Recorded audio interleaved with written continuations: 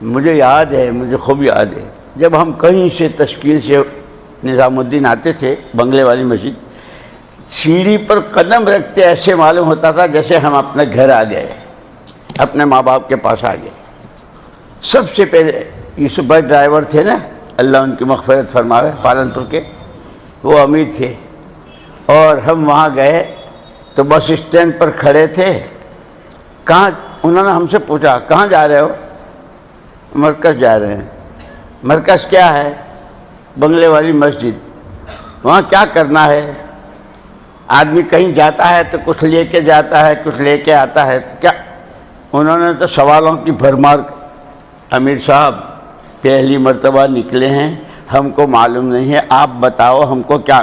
تو پھر انہوں نے بتایا کہ بہت چھوٹی مسجد ہے، بہت چھوٹی مسجد، کچھ اللہ کے بندوں نے اپنے آپ کو فارغ کر کے اس میں ڈال دیا ہے، اور کیسی قربانیاں۔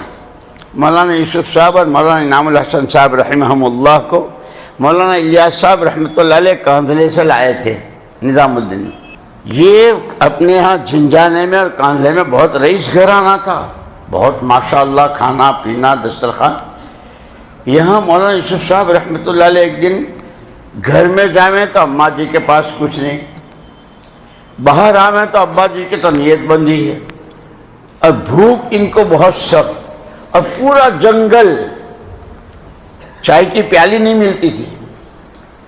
ایک لکڑی کا صندوق تھا جہاں ابھی ان حضرات کی قبریں ہیں وہاں، اور چھپر پڑا ہوا، اس میں کچھ آٹا دال چاول وغیرہ ہوتا تھا مہمانوں کے لیے۔ اس دن آٹے کی چٹکی تھی نہ چاول کا دانہ تھا، اور مولانا کو بہت بھوک۔ مولانا نے 2 پٹڑوں کے بیچ کی دراز میں سے آٹا کوریدا پورے صندوق کا، اتنا سا آٹا، آگ جلائی تو دھواں اٹھا۔ مولانا الیاس صاحب رحمۃ اللہ علیہ استقبال میں ایسے بیٹھتے تھے، ہم تو استقبال جو آتا نظریں 2 4 ہوتی تھی، دھواں اٹھتا دیکھا تو بھاگ کے آئے، یوسف آٹا کہاں سے لایا؟ کانپ گئے۔